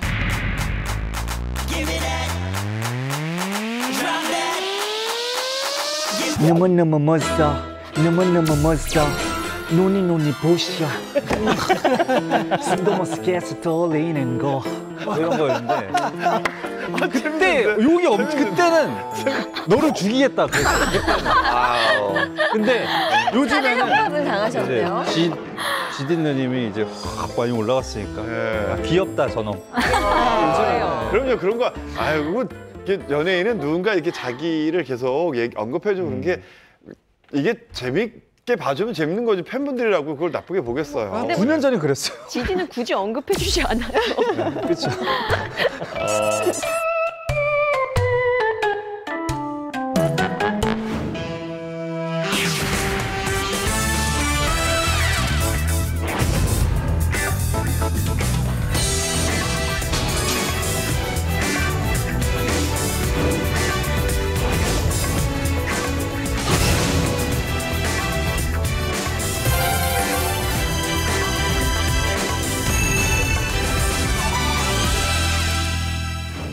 얼마 전에 이분이 또 논란의 중심에 섰죠. 바로 박유천 씨인데요. 재벌 3세이자 한국의 페리스 힐튼이라고 불리던 황하나 씨와 열애를 밝혔던, 그리고 결혼식도 하겠다라고 밝혔지만 연이은 계속 좀 결혼식 좀 미뤄졌잖아요. 미뤄졌죠. 예. 예, 결국 두 사람은 결별을 발표했습니다. 두 사람이 최근 연인 관계를 정리했으며 다른 부분은 사생활로 더 이상 말씀드릴 게 없습니다라고 하면서 두 사람의 결혼과 열애 모두 다 종지부를 찍었음을 알렸습니다. 네. 두 사람은 지난해 4월부터 공개 연애를 시작했거든요. 그러니까 딱 1년 만에 결별을 알리게 된 건데요. 다른 스타들의 결별보다도 유독 이렇게 집중을 받는 이유가 말이 결별이지 실질적으로는 파혼이라고 보시는 게 맞을 거예요. 왜냐하면 지난해 4월에 두 사람이 열애 발표를 한 게 아니라 결혼 발표를 하면서 했었죠. 예. 어떤 결혼식을 준비하는 과정을 보여줬었거든요. 그랬는데 결혼 약속이 된 그 날짜보다 3일 앞선 시간에 갑자기 돌연 결혼을 미루게 됐다라고 발표를 합니다. 결혼 3일 전에. 네, 그리고 미룬 결혼식 10일 전에도 또 결혼을 취소하는 그런 일이 벌어져요. 물론 그러다 보니까 당연히 이때부터 결별에 대한 이야기가 나올 수밖에 없었죠. 네. 결혼 이야기가 나오는데 미루고 취소하는 상황까지 벌어졌으니까요. 그런데 이때 소속사에서는 결혼만 안 할 뿐이지 지금 잘 만나고 있다라고 이야기를 했었는데 결국 이렇게 결별 소식을 알리게 됐습니다. 저 이제 일단 왜 그럼 결혼을 결심했다가 그거를 취소 혹은 뭐 연기를 했느냐 이거를 좀 살펴볼 필요가 있는데, 근데 결혼 취소나 파혼을 하는 경우에는 보통 기망, 그러니까 상대방에게 중대한 것을 속였거나 아니면 아주 신념과 직결되는 무언가가 틀어졌거나 이 두 개가 어쨌든 이 안에 들어있는 것 같아요. 아니면 뭐 그런 경우도 파혼이 가능한 거죠. 그러니까 되게 막 이렇게 착하고 예쁘고 뭐 이런 면만 봤는데 이렇게 문을 열고 탁 들어왔는데 저쪽 안방에서 친구랑 전화하는 소리를 들었는데 전혀 말도 안 되는 내가 보지 못했던 모습을 보고 흥수능란한 이건 아니다 라는 걸로 정신이 바짝 차려지거나 뭐 예를 들자면 그런 것도 파혼 이유가 되는 거죠. 그렇게 생각하지 않아요. 왜냐하면 두 사람의 만남이 굉장히 힘든 시기에 시작했단 말이에요. 박유천 씨가 정말 큰 사건이 있었고 그걸 알고도 만났고 박유천 씨도 그런 알아준 여자에게 정말 고마워했었고 이렇게 큰 거를 다 이겨낸 분이 그런 것 갖고 헤어진 것 같지는 저는 않고 오히려 반대로 성격 차이가 있기 때문에 그런 게 아닐까 살아보니까. 네. 저는 오히려 반대로 힘든 시기에 만나서 더 그 사람을 정확히 못 본 거죠. 그렇지. 볼 수 있는 게 요거밖에 없는 거지. 요렇게밖에. 근데 이제 내가 딴 사람을 볼 수가 없으니까. 그렇죠. 제가 봤을 때는 글을 너무 올려서 그래요. 근데 제가 이거를 글을 너무 써. 그럴 수도 있겠다. 글을 너무 그럴 써. 수도 있어. 뭘 자꾸 쓰는 거지. 근데 실제로 이게 맞아요. 그러니까 자기 스타일이잖아요. 근데 이게 저는 맞다 일종의 그러니까 일정 부분은 좀 맞다고 생각을 하는 게 SNS로 황하나 씨가 당시에 박유천 씨가 분명히 자숙을 해야 되는 그 시기임에도 불구하고 뭐 가라오케 혹은 노래방에서 라이브 방송을 하는 그런 모습을 보여주기도 했었고 또 누가요? 황하나 씨가 박유천 씨의 모습을 이렇게 보여줬어요. 같이? 네, 같이 모습을 SNS 라이브 기사로 나왔어요. 네, 그런 모습도 보여줬었고 박유천 씨랑 황하나 씨가 뭐 여행을 가거나 그 친구들이랑 재밌게 놀고 있는 모습. 하지만 박유천 씨의 얼굴이 나온 게 아니라 손. 뭐 이벤트를 해주고 있는데 그게 박유천이라고 유추할 수 있을 만한 충분히 그런 모습들. 뭐 박유천 씨가 동영상을 찍어준 게 분명한 그런 여행 사진들, 동영상들을 아주 뭐 신나게 올린 거예요. 근데 이 부분이 사실은 박유천 씨 입장에서는 굉장한 부담이 됐을 부담이죠. 거죠. 예. 왜냐면 내가 지금 자숙을 하고 굉장히 팬들에게 미안해하고 그 당시에 사과문을 올린 시기인데 이렇게 너무나 즐겁게 뭐 연애를 하는 게 잘못이라는 게 아니라 이게 너무 사과문이랑은 좀 대조되는 이미지잖아요. 그래서 제가 듣기로는 박유천 씨 측근의 어떤 분의 말에 의하면 어르기도 하고 달래기도 하고 화도 내봤는데 이게 그분은 또 그분의 나름의 그 이유가 있었던 거죠. 그러니까 뭐 내가 사랑하는 남자친구와 나는 즐겁게 있는 모습을 보여주고 싶은 추억을 남기고 싶다. 근데 그 심리를 조금 생각해 보면 그 당시에 황하나 씨가 악플을 굉장히 많이 받았거든요. 근데 그런 부분은 오히려 좀 반발심에서 나는 행복하다라는 걸 더 보여주고 싶었을 것 같다라는 생각도 들어요. 근데 네. 박유천 씨에게는 역으로 굉장히 좀 그게 부담이 됐을 수도 있겠다라는 추측이 가능하죠. 그 전에 그 집안에서 반대가 있었다는 얘기도 있었잖아요. 일단 조금 정리를 해드리자면요. 네. 그 알려진 것처럼 황하나 씨는 박유천 씨보다 3살 연하이고요. 올해 30살입니다. 그리고 남양유업 창업주인 고 홍두명 명예회장의 외손녀고요. 그러니까 엄마는 재벌 2세죠. 일단은 이제 한 기업의 이 주가 같은 경우에는 물론 그 회사 내부의 사정으로 인해서 출렁거리기도 하지만 사생활로 인해서 좀 주가가 달라지기도 하잖아요. 아무래도 이런저런 좀 이미지를 생각하지 않았냐라는 생각이 좀 들더라고요. 예를 들어서 기사 하나로도 주가가 출렁이거든요. 사실 저희가 뭐 지난번에 뭐 박진영 씨가 뭐 발표한 입장에서도 왜 당신들이 그렇지 않은데 우리 회사는 어떡하고 우리 가족들은 어떻게 할 거냐라고 얘기한 것처럼 기사 하나 때문에 사실은 크게 출렁이는 게 주가거든요. 근데 남양유업 쪽에서는 생각해보면 명예회장의 외손녀잖아요. 네. 그 외손녀인 것뿐이고 다른 남양유업 식구들이 또 있을 거 아니에요. 저쪽 친가 쪽에. 그러면 이쪽에서는 왜 남양유업을 걸어서 왜 우리 회사가 나쁜 이미지를 얻을 수 있는 영향을 받게 하느냐. 이게 라고 해서 충분히 반대할 수 있어요. 아니 근데 반대한다고 그 집안 어른들이 사위로 생각하는 사람하고 결혼을 안 시킨다고? 결혼은 원래 부모님이 허락하는 거지 집안 어른이 허락하는 건 아니잖아요. 그러니까 그런 것들이 이제 입방아에 오르면 영향을 끼치는 거죠. 그냥 약간 그러니까 재벌집가와는 좀 다른 것 같아요. 그냥 우리가 생각하는 사람들하고. 제 생각은. 경험 안 해보셨는데 어떻게 하세요? 재벌 경험해봤네. 있어. 아니. 야 연예인이라고 결혼 안 된대. 잠깐만 요거 내가 된대. 여러분 요거 내가 지적했어요. 요거 내 건이에요. 내 건이에요. 정수 씨. 그러니까 예를 들어서 재벌과 만났는데 우리 둘이 만나는 걸 집안에서 반대하면 못 만나는 경우도 있을 수 있어. 편집 잘하면 이상하게 되겠는데요. 아니 그렇게 생각하신다는 거잖아요. 네, 그렇죠. 그러니까 그냥 일반적인 저희 생각에는 집안이 반대한다고 결혼 못할 수 없지 않느냐 이렇게 생각을 하는데 막상 그런 게 좀 약간 재벌가집 분들은 집안 대 집안 결혼이라고 생각을 해서 집안에서 반대를 하면 거의 결혼을 못하는 경우가 많고. 그걸 우리는 모르는데 어떻게 아시냐? 주소영 씨, 그래서 어느 한남동 어느 언덕배기 집에 놀러 갔더니 그 시어머니 짤이 그분이 연예인이라 안 된다, 탐탁지 네, 않게. 그렇게 내보내주세요.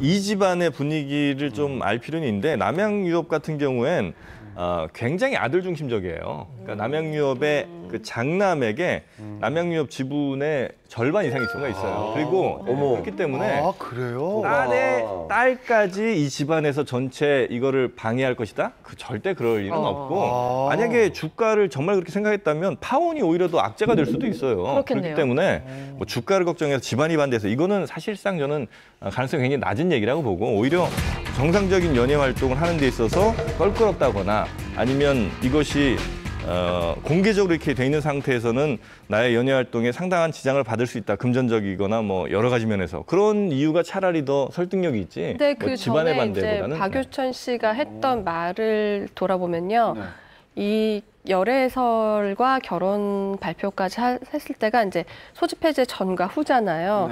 그때 충분히 앞으로 연예계 활동을 어떻게 할 거냐라고 얘기했을 때 생각 안 한다고 그랬죠. 네, 전혀 안 한다고 그랬었어요. 저 고려하지 않았던 거예요. 그러니까 저희가 사실 이게 이 자리에서 그 둘이 나와서 얘기하지 않느냐. 우리가 사실 너무 추측이긴 하잖아요. 근데 두 사람의 그냥 변덕이라고 그럴까? 마음이 조금 왔다 갔다 그런 상황인 것 같아요. 황하나 씨의 이야기를 조금 더 이어가도록 할게요. 또 SNS 이야기이긴 한데요.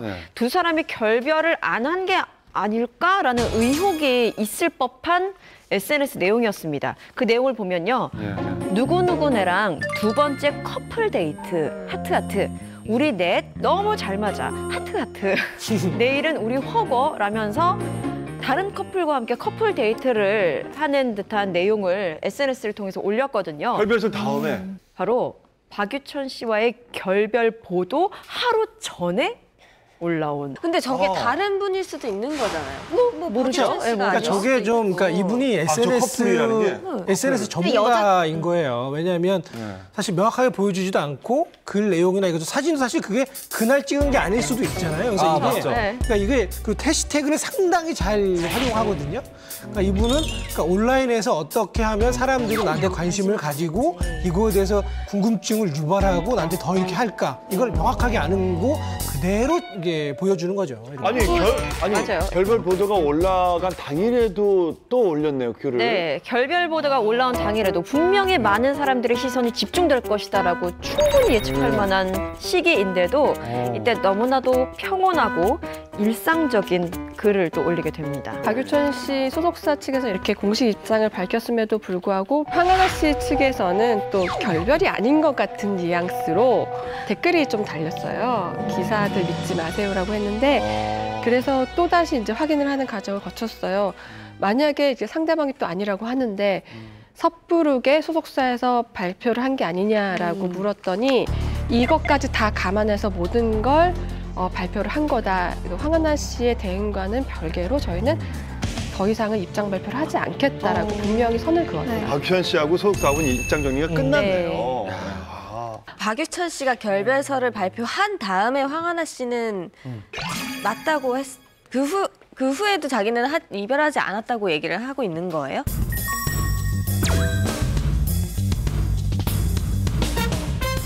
이렇게 결별이 됐는데도 참 말이 많은데 앞으로 박유천 씨의 행보는 어떻게 될까요? 네, 박유천 씨는 지난달 소집 해제 후 해외 팬미팅을 시작으로 본격적인 활동을 시작한다고 합니다. 일단은 이전에 동방신기 활동 때문에 이제 일어는 굉장히 네이티브 스피커 수준으로 되게 잘하거든요. 요즘에는 중국어를 배우고 있다고 하고요. 일단 해외 팬미팅을 통해 조금 해외에서 인기를 조금 더 다진 후에 다시 국내에서 원래 연기를 했었으니까요. 가수나 배우로서 좀 활동을 하지 않을까 생각이 됩니다. 네, 어쨌든 결별을 딛고 곧 박유천 씨가 활동을 재개한다는 소식이죠. 앞으로 박유천 씨의 소식 풍문쇼에서 계속 전해드리도록 하겠습니다. 그런가 하면 최근 한국 영화가 세계적 영화제에서 주목받고 있는 가운데 논란에 휩싸인 스타가 또 한 명 있죠. 예, 한국계 헐리우드 스타입니다. 스티브 연. 네. 스티브 연이 최근에 자신이 출연한 영화 이제 메이햄을 연출한 조린치 감독이 어린 시절 이제 일본 그 우길기로 만든 옷을 입고 있는 사진을 SNS에 올렸는데 거기에 좋아요를 누른 거예요. 네. 그러면서 이게 논란이 됐는데 왜냐하면 이제 최근에 이제 한국계 스타로 지금 우리나라에서 되게 주목을 받고 있는 스티브 연인데 그 한국인의 피를 갖고 있으면서 어떻게 그런 우길기에 좋아요를 누를 수 있느냐 뭐 이런 거에 이제 팬들이 지금 많은 실망을 하고 있는 중이고 저 같은 경우는 사실 스티브 연이라는 이름은 처음 들었어요. 유명하신 것 같은데 어떤 분이신지. 네, 한국계 미국인으로서는 정말 할리우드에서 가장 활발하게 활동하고 있는 배우다라고 보시면 되겠는데요. 워킹데드 시즌 1부터 8까지 출연을 했고요. 굉장한 인기가 있고요. 또 빅뱅 이론에도 출연을 했었기 때문에 국내에서는 우리나라 사람이다라고 해서 좋아하겠지만 미국에서도 현지에서도 팬층이 굉장히 좀 두텁다라는 이야기가 들려올 정도로 굉장히 자리 잡은 배우입니다. 일단은 최근에 그러면 우리나라에서 신작이라고 한다면 버닝을 빼놓을 수 없는데요. 버닝에서 유아인 씨랑 투톱으로 둘이 굉장히 열연을 펼쳤습니다. 그리고 이제 기사가 이제 뜨면서 논란이 커지자 스티븐 연이 영어랑 한국어로 이제 사과문을 작성해서 올렸어요. 근데 이 사과문도 좀 다시 좀 논란이 되고 있는데 사과문을 좀 보면 한글 사과문의 길이가 더 짧아요. 무슨 내용인지 제가 이어서 설명을 드리자면 일단 앞문단에는 사진 속 상징적 이미지를 제대로 확인하지 못해서 실수를 만들었다. 저 역시 한국 역사에 참담했던 순간과 관련된 모든 메시지 그리고 이미지를 절대 가볍게 여기지 않고 있다라고 했는데요. 그런데 번역되지 않은 이 두 번째 문단 부서가 좀 많은 논란을 일으켰습니다. 엄지손가락을 움직이며 엉뚱한 곳에 좋아요를 누르고 인터넷 스크롤을 내려대는 것은 현재 우리의 문화다. 그러니까 실수로 눌렀다는 말이죠.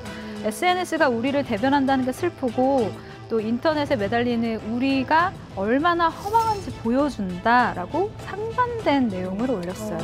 근데 이 사과문이 좀 문제가 있어요. 네. 왜냐면은 이 사과문 내용에 왜 사과를 하는지 그냥 뭐 좋아요를 눌렀다 이런 표현만 있거든요. 그래서 그 댓글 보면은 외국 사람들이 댓글 달잖아요. 왜 이런 글을 써요? 왜 무슨 일 있어요? 라고 하는 댓글이 굉장히 많아요. 그러니까 사건의 내용과 뭐가 잘못돼 이런 걸 좀 써야 되는데 단순히 이 표현만 쓰는 게 좀 아쉽습니다. 그렇죠? 네. 한국어랑 영어 사과문이 달랐을까요? 우리 한국인들도 이제 영어 다 보는데. 인터뷰나 이런 평소상에서 만났을 때는 그냥 한국말로 해도 많이는 알아들어요. 근데 이게 자유로운 의사 표현이 좀 어려울 뿐인데 일단 영어가 더 익숙해서 영어로 이렇게 글을 쓰게 됐다라고 해명을 했어요.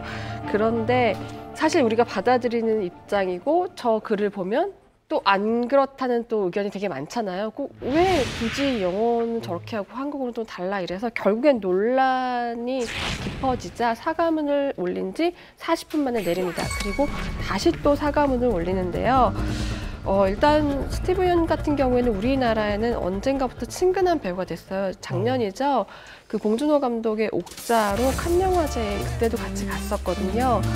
그때도 굉장히 이런 영화에 참여하게 돼서 기쁘고 봉준호 감독 너무 좋다라고 해서 굉장히 분위기가 좋고 그 스티브 연이 그 영화 홍보했을 때 굉장히 조금 뭐라 그럴까 좀 프렌들리하게 잘했었거든요. 근데 이번 논란으로 인해서 사실상 조금 안 좋은 시선이 간 건 사실이에요. 그리고 스티브 연이 이제 지난주 폐막했죠. 칸 국제영화제에서 당시 또 논란이 있었어요. 왜냐면 이런 사과문을 올리고 난 직후에 칸 영화제였는데 또 이런 말을 한 거예요.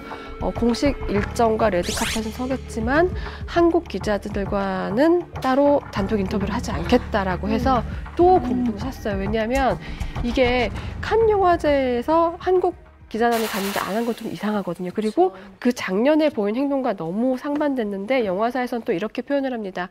의도치 않게 이 본인으로 인해 영화에 좀 흠집이 간 거에 대해서 굉장히 미안하게 생각하고 그리고 계속되는 이런 약간의 오해 때문에 약간 배우들이 조금 불안해한다. 일단은 안 하기로는 했지만 조금 더 잘 풀어보겠다 해서 약간 여지를 남겼어요. 네. 스티브 연이 이 땅에서 태어나서 미국을 간 거잖아요. 네. 그리고 부모님도 계시고 어떤 역사적 배경도 본인이 사과문에서 알고 있다라고 얘기하는데 이거는 어떤 인식 부족인 부분과 또 사과문에서의 어떤 경솔함이 있었던 것 같긴 한데요. 여러분들 의견은 어떠세요? 그러니까 저는 그 이제 좋아요를 눌렀던 그 사진을 봤는데 네. 이게 실수가 아니다라고 판단하기가 좀 어려운 게 너무 대놓고 그 우길기 표시가 있거든요. 네, 사진 보면 저 네. 완전히 네. 예, 저 있고. 티셔츠예요, 저게? 네. 그리고 과거에 이제 그 드라마 이제 워킹데드에 보면은 네. 이 스티브 연 씨가 참 벨트가 우길기 모양을 또 한 벨트가 있었어요. 논란이 또 되기도 했는데 또 다른 시각으로 보면은 이 미국 사회 같은 경우 우길기에 대해서 그렇게 관심이 없어요. 그러니까 세계 2차 대전 뭐 나치 독일 국기 정도면 굉장히 뭐 화가 나고 그러겠지만 우길기는 솔직히 중국과 한국 정말 역사적인 피해를 입었던 우리들만 정말 화가 나는 경우 있단 말이에요. 그래서 그런 거에 대해서 완전 미국 생활을 오래 했기 때문에 모르는 거냐 아니면 진짜 알고도 저런 거냐라고 했는데 제가 봤을 때는 지금에도 알았다면 진정성 있는 사과가 제일 중요하거든요. 근데 이런 대처는 좀 아쉽다고 좀 표현하고 싶습니다. 우리나라 연예인이고 우리나라 국적에 뭐 유명인이고 셀럽이고 하다면 이런 논란이 당연히 가능하지만 그 사람은 외국인이에요. 그러니까 한국에서 태어난 인연이 있는 외국인인데 그 인연이 있었기 때문에 당신은 이 부분에 대해서 사과해라. 저는 가당치가 않다고. 근데 그게 저는 이번에 이창동 감독이 영화를 같이 찍었잖아요. 그럼. 그리고 국내에서 활동을 개봉을 하고 하는데. 그 감독과 배우들과 함께 칸을 갔잖아요. 그럼. 어쨌든 자기 시즌의 활동 무대가 국내로 외국인이지만 국적은. 그러니까 그 부분에 대해서는 만약 국내 팬들이나 이런 반응들을 아니, 우리나라에서 간과한다면 개봉되는 수많은 헐리우드 영화 가운데 이거 우리나라에서 개봉되는 영화이고 그러면 거기에 출연한 배우들 넣어도 우길기 이거에 대해서 똑바로 입장을 좀 정해라 이렇게 얘기할 수는 없잖아요. 외국 아니 그래도 스티브 연은 완전 외국 사람이 아니고 그래도 아니 외국 사람이긴 사람인데 하지만 부모님 뿌리 있는 부모님이나 한국 다 한국에 사람이잖아요. 계시니까 한국 사람이니까. 저는 이렇게 아니, 생각해요. 근데- 그게 좀 무지해서 이걸 실수했다고 쳐도 이 좋아요를 그냥 무의식적으로 눌렀다고 쳐도 그 다음에 사과문에서는 어쨌든 부족한 부분이 있었던 건 사실인 것 같네요. 아무리 우리나라랑 아무 관계 없는 외국인이 예를 들어서 우리나라에 왔는데 뭐 기자회견장이나 뭐 자신의 SNS에 우길기 관련 옷을 입고 올렸다든지 아니면 그것에 관련해서 뭐 좋아요를 했다면 우리는 그것에 대해서 뭔가 항의를 할 수 있었을 것 같아요. 하물며 스티븐 연이기 때문에 물론 그 결을 달리하자는 데에서 지금 다른 의견을 갖고 계시는 거지만 충분히 우리가 또 이의를 제기할 수 있다고 보여져요. 이번에 우길기 논란 되면서 저는 이제 어제 그런 걸 봤어요. 그러니까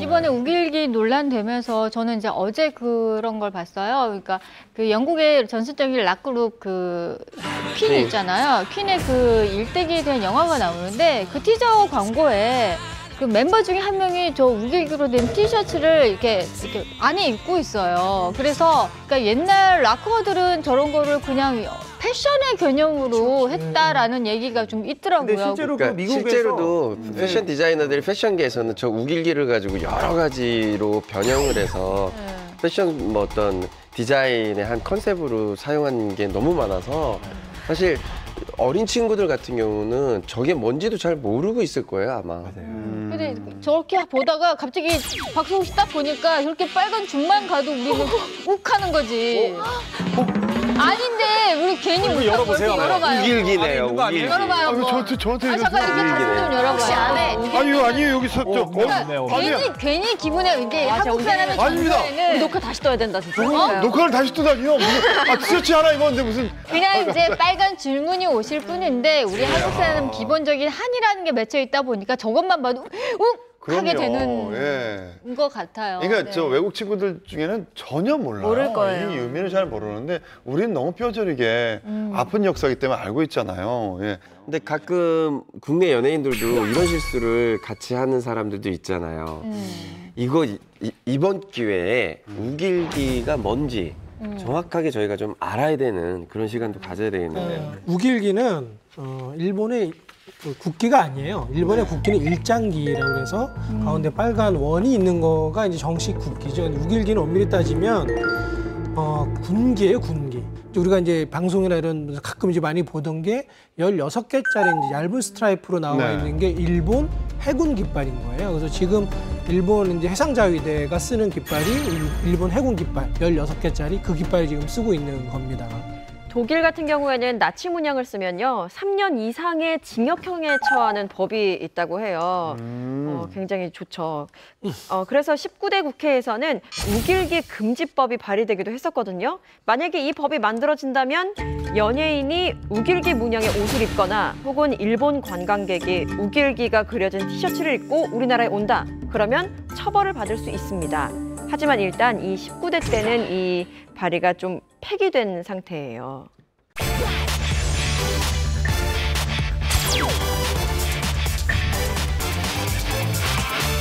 자, 우리가 기다리던 황영진 기자의 풍문 픽업 시간이 돌아왔습니다. 자, 요즘 이 코너가 뭐 시청률 효자라는 이 풍문이 아니라 팩트라면서요, 황영진 기자. 대박. 이게 어떻게 된 일입니까? 최정상을 찍어봤습니다, 시청률을. 예. 정말요? 그 중심엔 제가 있었다는 걸 말씀을 드리겠습니다. 예. 자, 황영진의 풍문 픽업. 이번 주는요, 올해 그 3월부터 5월까지 논란이 좀 됐었고요. 힘든 봄을 보냈던 분을 만났어요. 바로 김은국 씨 이야기입니다. 지난 3월에 김은국 씨가 이제 성폭행 혐의로 피소됐다고 해서 정말 큰 논란이 됐었는데 최근 경찰에서 혐의 없음으로 결론내면서 이 소식이 이제 알려지면서 반전이 일어났죠.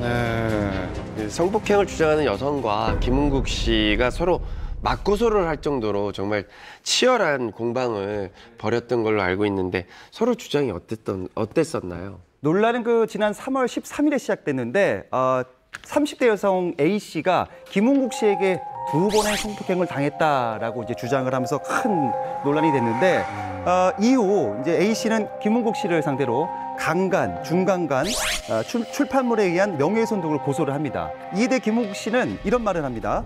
보험회사 영업사원인 A 씨가 미대 교수를 사칭하고 1억 5천만 원을 빌려달라고 하는 등 불순한 의도로 접근했다. 성추행도 없었고 성관계도 없었다라고 성폭행을 전면 부인합니다. 그리고 김은국 씨는 또 A 씨를 상대로 무고죄와 명예훼손죄를 추가로 맞고소를 하게 됩니다. 서로 입장이 극명하게 갈렸는데 결정적으로 김은국 씨가 무혐의 처분을 받게 된 이유가 있나요? 김은국 씨는 꾸준히 성폭행 혐의에 대해서 부인을 해왔어요. 그리고 지난 4월 5일에 경찰 첫 조사 때 자신의 결백을 밝히는 얘기를 합니다. 한번 보시죠. 이거 아니고 성폭행도 아니고 한 점 부끄럼 없이 대답하겠습니다. 증거물도 많고요. 증인도 많고 어떤 음해 세력이 있는 것 같습니다. 이후 그 서울 광진경찰서에서는 그 휴대전화를 증거물로 이제 분석을 하고요. 김은국 씨하고 A 씨를 각각 2차례 소환 조사해서 조사를 했었고 그 이후에 경찰에서 지난 9일 충분한 증거가 없어서 혐의 없음 처분을 내려서 사건을 검찰에 송치합니다. 무혐의 처분 결과가 나온 후 김은국 씨의 상황은 지금 어떠하신가요? 김은국 씨는 저도 방송에서 많이 봤기 때문에 이게 참 전화하기도 좀 뭐했고 했는데 제가 어렵게 정말 진짜 어렵게 전화를 드려서 그 김은국 씨의 그 얘기를 들어봤는데 한번 들어보시죠. 예. 네, 선배님 안녕하세요. 저 개그맨 황영진입니다. 안녕하세요. 그래 반가워. 네, 그래서 그 좀 알리려고요. 그래 고마워. 그랬던 거. 그래서 간단하게 좀 소감만 좀 물어볼게요. 어떻게 무혐의 된 거 좀 한번 좀 말씀해 주세요. 네. 이제라도 진실이 좀 밝혀져서 감사드리고. 네네. 그동안 진짜 너무 시간 보내니까 힘들었는데. 네네. 진짜. 너무 고맙습니다. 예. 홀가분합니다. 늘 이제 일관적인 주장을 하셨는데 다행입니다. 무혐의 처리가 돼서. 네네네. 글쎄요, 저 세상을 그렇게 살아온 사람이 아닌데, 이렇게 진실이 밝혀지고 이제 정말 가족한테도 떳떳한 아빠나 남편의 모습을 볼 수 있어서 우선 아주 기쁩니다. 어떻게 앞으로 계획은 좀 어떠세요? 일단은 조금 방송 복귀는 뒤로 미루고요. 좀 자숙하고 더 반성하고 조금 쉬면서 신곡을 발표하든지 예능을 복귀를 하든지 그리고 아니면 지금 한 달도 안 남았어요. 러시아 월드컵 가서 열심히 대한민국 축구를 응원하고 싶습니다. 네. 어쨌든 그 선배님 좋아하는 이제 또 예능을 너무 좋아해서 다시 좀 보고 싶습니다. 선배님 저는 개인적으로. 네. 진짜 기다려주는 팬들을 하루 빨리 만나고 싶네요. 네. 어쨌든 마음고생 너무 심한데 많이 힘드시죠? 지금도 조금. 네, 그렇죠. 예. 그래요. 감사합니다. 예, 고맙습니다. 고마우세요. 네.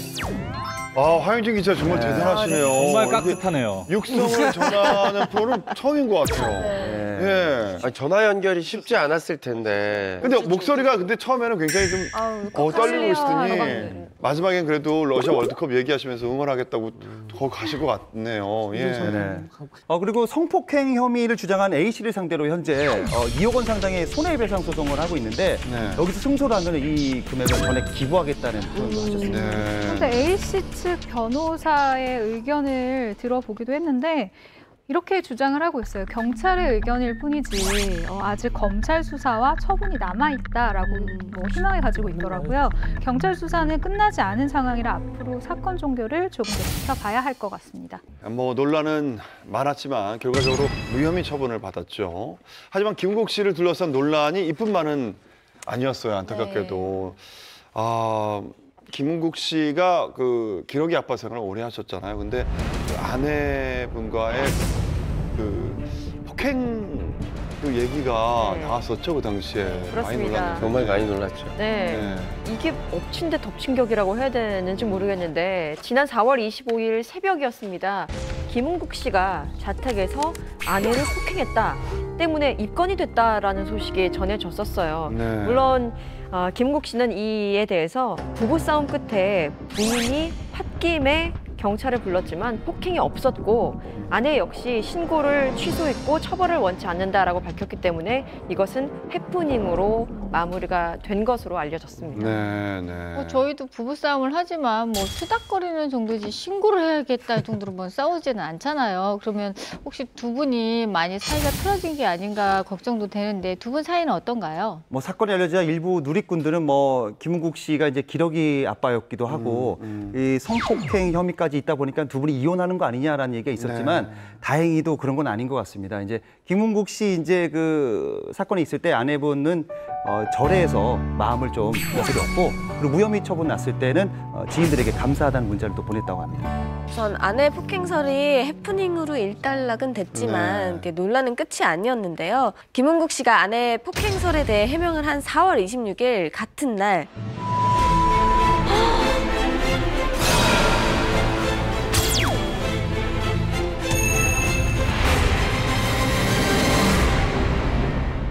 우선 아내 폭행설이 해프닝으로 일단락은 됐지만 이게 논란은 끝이 아니었는데요. 김은국 씨가 아내 폭행설에 대해 해명을 한 4월 26일 같은 날 대한가수협회 동료 가수에게 폭행 혐의로 피소됐다는 소식이 알려졌었는데요.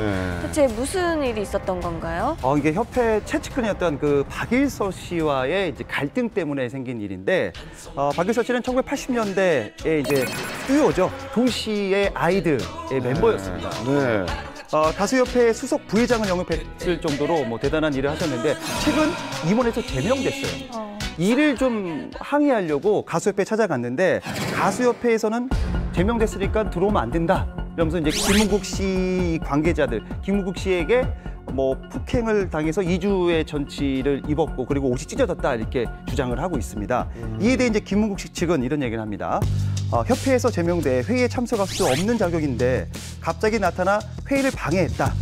실랑이가 생긴 건 미쳤을 뿐 폭행은 없었고 옷이 찢어지지도 않았다라고 반박을 하고 있습니다. 박일석 씨 같은 경우에는 김은국 씨의 횡령 의혹도 제기를 했습니다. 그 내용을 살짝 알려드리자면요. 박일석 씨는 한 가수가 기부금이라고 내놓은 돈을 장부에 써두지 않아서 왜 안 썼냐고 했더니 이거는 자신이죠. 그러니까 김은국을 보고 준 돈이라고 했다. 그래서 계속 문제를 삼자 나중에 그 돈을 장부에 넣더라라고 약간 좀 안 좋은 일을 좀 폭로를 했죠.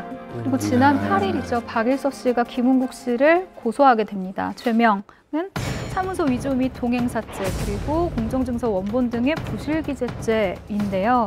2015년 김은국 씨가 협회 회장으로 당선됐을 당시에 그때 이사들과 2018년 2월에 임명한 이사들이 총회에서 인중절차를 거치지 않았다라고 하면서 사문서를 위조했다라고 주장을 하고 있어요. 현재 박일서 씨가 제기한 의혹 그리고 김은국 씨가 주장하고 있는 이 반박 내용들이 아주 팽팽하게 맞서고 있는 상황입니다. 자, 이렇게 계속 논란이 끊이지 않다 보니까 대한가수협회 회장을 맡은 김은국 씨에게 사퇴 요구까지 나왔다고요? 네, 김은국 씨는 지난 15일 대한가수협회 회장 사퇴설에 휘말렸는데 대한가수협회 김은국 씨하고 그리고 박일서 수석 부회장 그리고 집행부는 사퇴하라라는 비상대책위원회가 출범식을 한다고 한 어플에서 이런 그 보도자료가 나갔습니다. 여기에는 그 원로 가수 회장님이죠. 남진 씨를 비롯해서 원로 가수들이 참석한다라는 얘기가 나와서 굉장히 파장이 컸는데 이후로 갑자기 일정이 미뤄졌다고 해서 지금 연기된 상황입니다. 이 사퇴설에 대해서 김은국 씨는 사실 무근이다라고 일축을 했습니다. 모두 오보다라고 반박을 한 건데요. 일단 김은국 씨는 올해 9월 말까지죠. 그러니까 약 4개월 정도 임기가 남아 있는데 여기까지 자리를 잘 지키면서 선후배 간 갈등, 오해들을 좀 풀어보겠다라고 이야기를 했습니다. 그런데 만약에 비상대책위원회 출범이 사실이라고 한다면 이 대한가수협회 내부의 갈등은 굉장히 골이 깊어질 것이다라고 보여지는데요. 일단 법정 다툼이 남아있는 김은국 회장과 박일서 수석 부회장 그리고 이 두 사람이 사퇴하기를 요구하는 제3의 세력까지 굉장히 보이지 않는 싸움이 지속될 것으로 보입니다.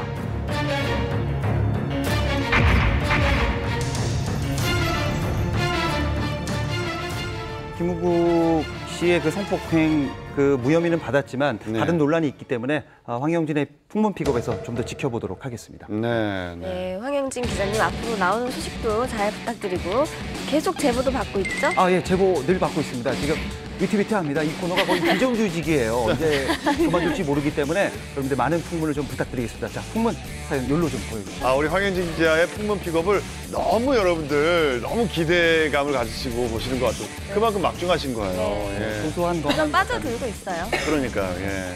네, 오늘 풍문쇼가 준비한 소식은 여기까지입니다. 네, 다음 주에도 여러분들이 알고 싶고 궁금해할 이야기로 찾아뵙겠습니다. 여러분, 감사합니다. 감사합니다. 수고하셨습니다.